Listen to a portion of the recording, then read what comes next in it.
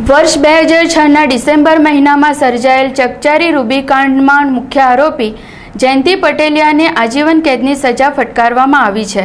કોર્ટનો ચુકાદો સાંભળી જયંતિ પટેલિયાની કથિત પ્રેમિકા કોર્ટ સંકલનમાં ધ્રુસકે રડી પડી હતી। રૂપિયા 28 કરોડના રૂબી હીરાને લઈ આ હત્યાકાંડ સર્જાયો હતો। આ કાંડમાં 3 યુવકોની હત્યા થઈ હતી।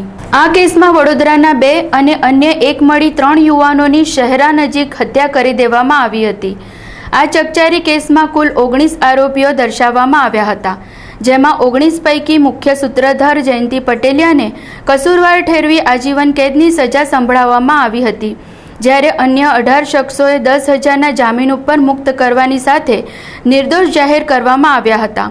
5 ડિસેમ્બર 2006ના રોજ લલિતચંદ્ર મોહનલાલ ઠાકર તેમના 2 દીકરા મિહિર અને દર્શન જયપુર જવા નીકળ્યા બાદ ગુમ થયાની ફરિયાદ પોલીસ સ્ટેશનમાં આપી હતી। પોલીસ તપાસમાં જયંતિ પટેલિયા સહિતના શખ્સોએ કરોડોનો રૂબી હીરો મેળવવાની લાહેમાં મિહિર, દર્શન અને બાલકૃષ્ણની હત્યા શહેરા નજીક ટેકરી પર કરાવી હોવાની વિગતો બહાર આવતા હાહાકાર મચ્યો હતો।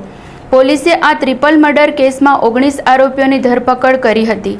આજે ચોથા એડિશનલ ડિસ્ટ્રિક્ટ જજ M.V. ઝાલાની કોર્ટમાં ચાલી જતા 19 આરોપીઓ પૈકી મુખ્ય સૂત્રધાર જયંતિ પટેલિયાને કસૂરવાર ઠેરવી આજીવન કેદની સજા ફટકારી હતી, જ્યારે અન્ય 18 શખ્સોને રૂપિયા 10,000 હજારના જામીન સાથે નિર્દોષ છુટકારો આપ્યો હતો। આખો મામલામાં એવું હતું કે 2007ની અંદર એક રૂબી ને વેચવા ગયા અને આ રૂબીના અનુસંધાનમાં કંઈક 3 મર્ડર થઈ ગયા। આ આખો મામલો ટ્રિપલ મર્ડર રૂબીને લઈને હતો।